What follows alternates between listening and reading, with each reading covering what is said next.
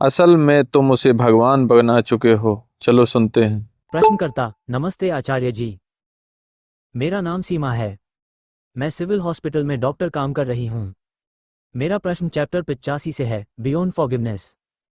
काफ़ी बार हमारे साथ होता है कि कुछ बातें होती हैं जो हम पकड़ के बैठ जाते हैं, दूसरों को माफ़ नहीं कर पाते, और काफ़ी बार हम खुद को भी कुछ चीज़ों के लिए माफ़ नहीं कर पाते तो उन्हें पकड़ के बैठ जाते हैं।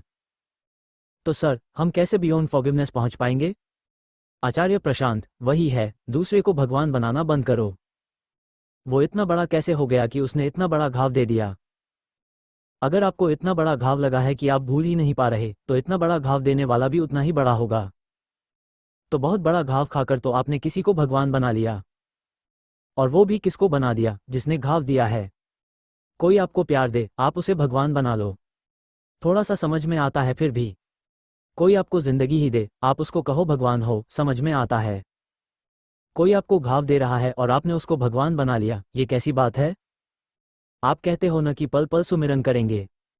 सोचो, जो आपको बहुत चोट देकर गया है, आप उसका पल पल सुमिरन ही तो करते हो। वो तो भगवान का किया जाता है। जिसको आप लगातार याद रखो, वो तो क्या हो गया आपका? वो तो पूज्य हो गया। उसी की आराधना कर रहे हो, उसी की साधना कर रहे हो, याद कर रहे हो, ऐसा जख्म दिया है जो न फिर भरेगा। ये अपना अपमान है कि एक तो वो चोट मार गया और पीछे से हम उसकी पूजा कर रहे हैं। एक तो वो घाव दे गया और पीछे से हम उसको लगातार याद रख रहे हैं। हर आदमी इस लायक नहीं होता कि उसको अपने मन में जगह दी जाए। जब वो तुम्हें चोट दे गया है तो उसको याद क्यों रख रहे हो? लेकिन हमारे यहाँ ये चलता है कि चोट दी है उसने तो बदला भी तो लेना है, तो याद रखना है। उल्टा होना चाहिए। मन तो मंदिर है, साफ जगह है। यहाँ उसको रखो ना जिसको रखने से तुम ऊंचे उठते हो। राक्षसों की प्रतिमा थोड़ी रखते हैं कि रखते हैं कि राक्षस आया और तुम्हें ऐसे मार के चला गया और तुम उसकी प्रतिमा को यहाँ मस्तिष्क की ओर इंगित करते हुए पर रखे बैठे हो। ऐसा करते हैं क्या? प्रतिमा उसकी रखी जाती है जिसको देखो तो मन साफ हो जाए, जिंदगी थोड़ा बेहतर हो जाए, कुछ ऊंची अच्छी बात याद आए। जिसकी छवि से ही कुछ बहुत गंदा गंदा याद आए, उसको क्यों याद रख रहे हो?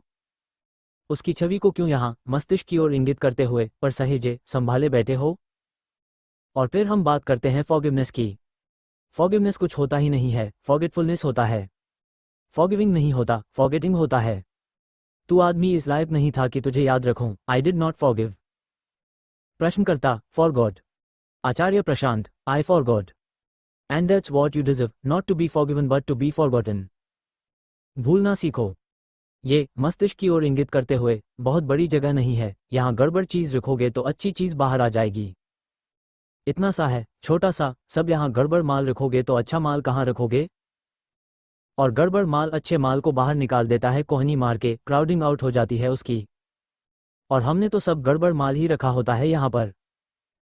किसी भी इंसान के पास जाओ तो वो बिल्कुल जख्मों का पुलिंदा है। अ बॉक्स ऑफ वूंड्स। किसी से बात करो और जैसे ही तुम्हारी उससे थोड़ी दोस्ती गहराएगी तो वो तुमको अपने जख्म दिखाना शुरू कर देगा। मेरे साथ बचपन में ऐसा ट्रॉमा हुआ था, उसके बाद एंट्रेंस एग्जाम के दिन मेरी तबीयत खराब हो गई। आपकी किस्मत अच्छी होगी तो अपने बारे में कोई एक आध ढंग की बात बता पाएगा, बाकी तो यही बताएगा कि मैं कितना बेचारा हूं और मेरा अतीत में कितना शोषण हुआ है और लोगों ने मेरे साथ कितनी बुराइयां करी हैं।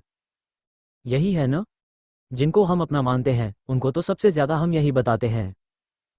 आज मैं आपको बहुत कुछ अपने दिल की बात बताना चाहती हूँ और दिल की बात सारी यही होगी, मेरे साथ ये हुआ, मेरे साथ ये हुआ, मेरे साथ ये हुआ। मैं लड़की थी तो घर में पेरेंट्स डिस्क्रिमिनेशन करते थे। भैया को डबल रोटी, मुझे सिंगल रोटी।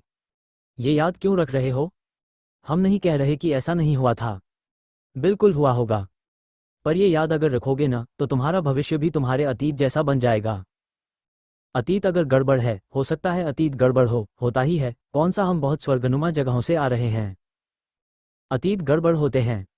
तो अतीत अगर गड़बड़ है तो भविष्य अतीत जैसा बनाना है या अतीत से बिल्कुल अलग? प्रश्नकर्ता: अलग। आचार्य प्रशांत: हाँ, तो उसमें जो सूत्र है, नियम है जिंदगी का, वो ये है कि जो चीज़ याद रखते हो ना, वही चीज़ दोबारा जिंदगी में आ जाती है, कोई और रूप लेकर के। तुम्हें लगेगा कि तुमने एक नया भविष्य बना लिया है, पर वो जो नया भविष्य होगा वो अतीत का ही कोई संस्करण होगा।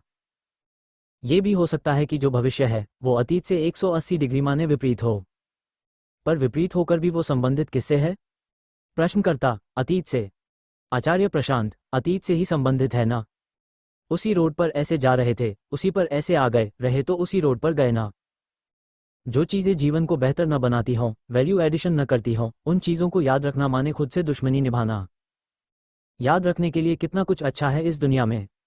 आप यहाँ पर आए हो, इतनी किताबें हैं, आपने 1% इसमें से न पढ़ी हो। इतने ऊंचे लोग हैं, इतनी ऊंची उनकी बातें हैं, इनको याद रखो ना। सड़ी गली बातें। मैं स्कूल जा रही थी, कुत्ता काट गया। और वो कुत्ता कोई इंसान भी हो सकता है। और हमारे यहाँ ये होता है, लड़कियां स्कूल जा रही होती हैं, पीछे से इंसान काट जाते हैं, बिल्कुल होता है। क्यों याद रखें? वो कुत्ता ही है। आप क्यों उसको ट्रिब्यूट दे रहे हो याद रख के? वही क्यों भगवान बना रहे हो उसको? आगे बढ़ते चलो, भूलते चलो और जगह बनाओ ताकि ढंग के लोग जिंदगी में आ पाएं। भले ही वो मरे हुए लोग हों। यहाँ पर जिनकी किताबें हैं, वो 99% जिंदा नहीं होंगे। पर उनको भी यहाँ मस्तिष्क की ओर इंगित करते हुए पर रखना कहीं बेहतर है, सड़े गले जिंदा लोगों को यहाँ पर रखने से। प्रश्नकर्ता: थैंक यू सर। जैसा कि आचार्य जी ने बताया, मुक्ति माफ करने में नहीं, भूल जाने में है। धन्यवाद।